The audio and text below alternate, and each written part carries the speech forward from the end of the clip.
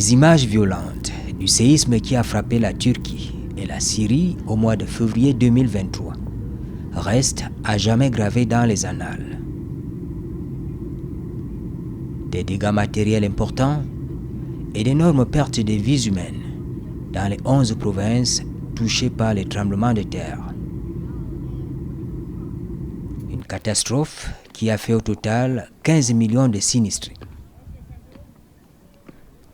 Autant humainement, on a du mal à se libérer de la peur, se libérer d'une culpabilité envahissante au souvenir de la pire catastrophe du siècle qui a fait plus de 50 000 morts. Autant les autorités turques s'activent à faire fonctionner une veille stratégique permettant de diffuser des informations à forte valeur ajoutée auprès des décideurs.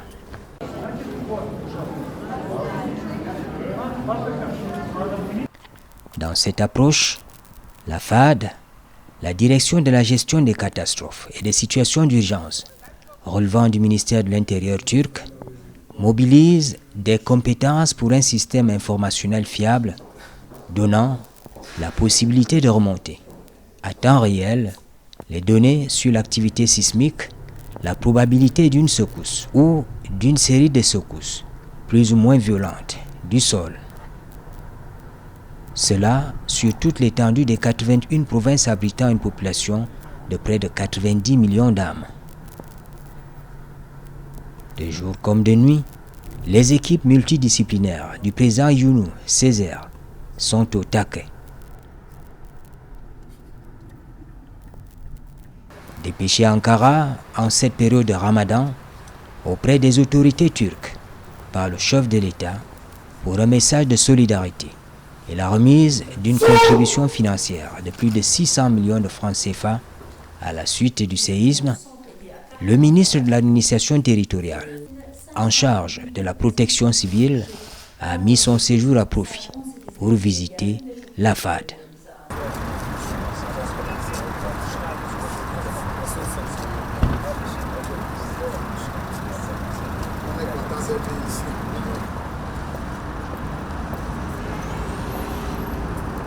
C'est un point névralgique de la coordination, de la gestion des aides et secours en situation d'urgence, comme cela a été le cas en février dernier.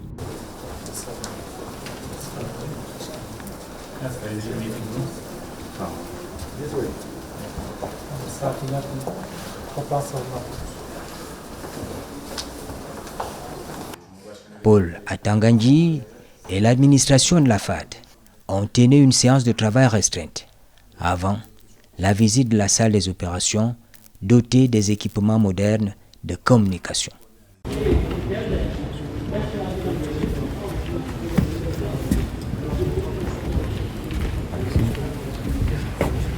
Pour le bon fonctionnement de la veille stratégique, 1146 stations de séisme et de réduction des risques sont connectées au réseau informatique de la salle.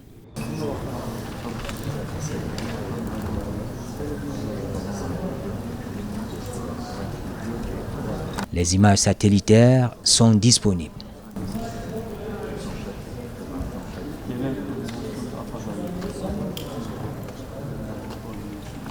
On se souvient qu'au point culminant de la catastrophe naturelle exceptionnelle, le président turc s'est exprimé devant le siège de la FAD pour annoncer les mesures d'urgence mises en place pour accompagner les victimes des tremblements de terre.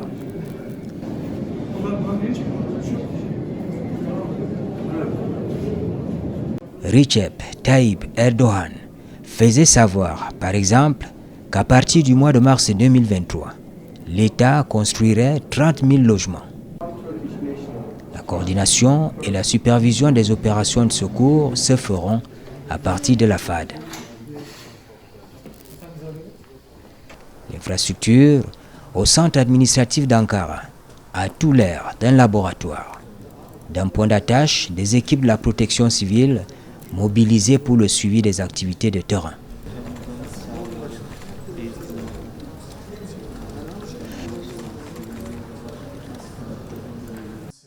Dans cet espace circulaire sablé d'un amphithéâtre, le ministre camerounais n'a pas eu tort de se rappeler des avantages à tirer de ces échanges avec le patron des lieux, en termes de pratiques courantes et de collaboration possible. En arrière-plan, il avait en souvenir la gestion régulière des inondations dans la région de l'extrême nord, les glissements de terrain à Simbok, à Yaoundé ou de Gouaché à l'ouest du pays. Ils ont un centre de coordination qui est très équipé. Et puis, ils ont des données à temps réel. Vous avez vu, c'est plus de 150 personnes mobilisées dans la salle. Ils sont en train de sillonner le pays. Ils ont dit qu'il y a encore des menaces sur la zone et que les menaces ne sont pas complètement éradiquées, mais ils ont les informations à temps réel qui leur permettent de gérer. Donc ça veut dire que c'est une zone encore sinistrée et ils gèrent ça avec beaucoup de prudence. Moi, je pense que globalement, ce que nous avons vu, nous allons renforcer notre propre capacité quand on va rentrer au Cameroun. Parce qu'ils ont beaucoup plus d'expérience. Et comme le président nous a dit, c'est un séisme, je crois, le plus important de la Terre. Un pays n'a jamais eu à gérer un sinistre de cette magnitude. Donc je crois qu'avec cette expérience, ça nous permet également, rentrer au Cameroun, de mieux étoffer, de mieux s'organiser, n'est-ce pas, pour gérer les catastrophes. Parce que la particularité des catastrophes, ça vient de manière imprévue. Et nous sommes obligés d'aller très vite pour gérer la suite. Mais c'est une visite très importante qui nous a permis d'apprendre beaucoup de choses en ce qui concerne la gestion des catastrophes.